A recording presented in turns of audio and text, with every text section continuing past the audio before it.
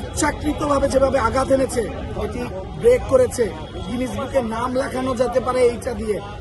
Police একটি শৃঙ্খলা বাহিনী, যার কাজ হচ্ছে শৃঙ্খলা রক্ষা করা। সেই পুলিশ যদি বিশৃঙ্খলা তৈরি করে তাহলে শৃঙ্খলা রক্ষা করবে কে? কর্মী যখন কালকে কাজ করছে তখন নির্বিচারে পুলিশ সাধারণ সবাইকে পিটাচ্ছে। আর সেখানে গণমাধ্যম কর্মীরা বলেছিল যে কেন নির্বিচারে সবাইকে পিটাচ্ছেন, এই কথা বলাতেই আসলে কাল হয়েছে এসে লাঠি বুট দিয়ে।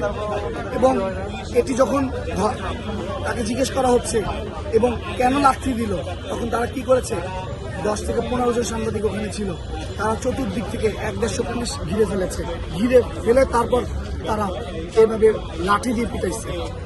আমার কথা হচ্ছে গণমাধ্যম কর্মীর উপর কেন এই হামলা? এটি বাংলাদেশের 71 থেকে আজ অব্দি রেকর্ড ব্রেক করেছে। যে কালকে যেভাবে গণমাধ্যম কর্মীর উপর ইচ্ছাকৃতভাবে যেভাবে আঘাত এনেছে, এটি ব্রেক করেছে, গিনিস বুকে নাম লেখানো যেতে পারে এইটা দিয়ে। যে কালকে পুলিশ গণমাধ্যম কর্মীর উপর যেভাবে পিটিয়েছে, যেভাবে হামলা করেছে, আমরা এর সুষ্ঠু বিচার চাই। পুলিশ সদস্য যারা রয়েছেন, যারা ঊর্ধ্বতন কর্মকর্তা আছেন এবং যারা উপরস্থ কর্মকর্তা আছেন, আপনাদের জায়গা থেকে আপনারা এই যারা কালকে হামলা করেছে তাদের সুষ্ঠু বিচার করেন। এটা বদলি টদলি বুঝি না, আপনারা তাদেরকে চাকরিচ্যুত করতে হবে এবং তাদেরকে সাসপেন্ড করতে হবে। আপনি বদলি করবেন, অমুক জায়গায় পাঠাবেন, এটা তো আপনাদের দৈনিক ভাত খাওয়ার মতো। আপনাদের চাকরিতে এরকম খালি বদলি, তো বদলি কি কোনো শাস্তি হতে পারে? আপনারা তাদেরকে যথাযথভাবে আইনের মাধ্যমে এনে সুষ্ঠু বিচার করতে হবে এবং যদি না হয় আমরা কঠোর থেকে কঠোর আন্দোলন করব, কঠোর কর্মসূচি গ্রহণ করব।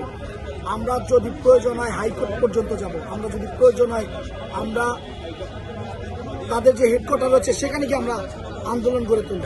কালকে যখন পুলিশ লাঠিচার্জ ছিল তখন আমি লাইভে ছিলাম। তো লাইভে থাকা অবস্থায় এখন আমি দেখছিলাম যে নারীদেরকে লাঠিচার্জ করা, সেটা আমি লাইভে বলেছিলাম। ওই লাইভে এটা যখন আমি বলার পর থেকেই মূলত আমার উপর অ্যাগ্রেসিভ হয়। তো ওখানে একজন পুলিশ সদস্য ছিল যিনি সজোরে আমাকে তখনই আঘাত করেন, যেটা লাইভে দেখা গেছে। তো ওনার যে আঘাত সেটা দেখেছেন যে মানে এমন না যে সে বুঝতে পারেনি বা আমি হচ্ছে যে অন্য কেউ আমার পরিচয় সে পায়নি, ব্যাপারটা এরকম না।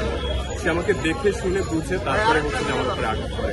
ইভেন সে আঘাত করার পরে আমার ফোনটাও করে যায়। ফোনটা তুলতে যাওয়ার পরে যখন আমি নিচে হই তখন আমাকে পেছন থেকে আরো 5 থেকে 6 জন পুলিশ সদস্য আঘাত করে।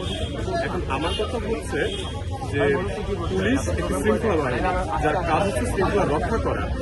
সেই পুলিশ যদি বিশৃঙ্খলা তৈরি করে তাহলে শৃঙ্খলা রক্ষা করবে কে? তাই না? এবং তিনি যাদেরকে তারা করেছে, আহত করেছে, তারা দায়িত্বশীল গণমাধ্যমের সংবাদকর্মীর উপরে হাত দিয়েছে কোন আইনে কোন ধারায় লেখা আছে যে গণমাধ্যম কর্মীদের উপরে হাত তোলা যাবে, তাও আবার কোন অপরাধ ছাড়াই।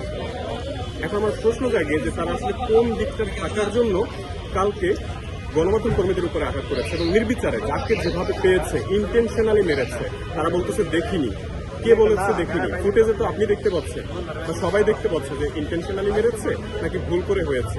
কোনটা ভুল করে হয় আর কোনটা নিজের ইচ্ছেতে হয় সেটা তো আমরা দেখি বা আমরা বুঝি বা আমাদের বোঝার সক্ষমতা আছে, তাই না? সো এটাকে আসলে এড়িয়ে যাওয়ার সুযোগ নেই। ইভেন মাসুদ ভাইয়ের কাছে অনুরোধ যে ভাই আপনার সামনে বসেও কিন্তু পুলিশ আমাদেরকে গলা ধাক্কা দিয়ে বের করে দেওয়ার চেষ্টা করছে। আপনার সাথে থাকা অবস্থায় যদি এই ঘটনা ঘটায় তার মানে আপনি সবকিছু জানেন। আপনার জানার কারণে বা আপনাদের হয়তো অনুমতি ছিল বলেই জুনিয়ররা হাত তোলার সুযোগ পেয়েছে।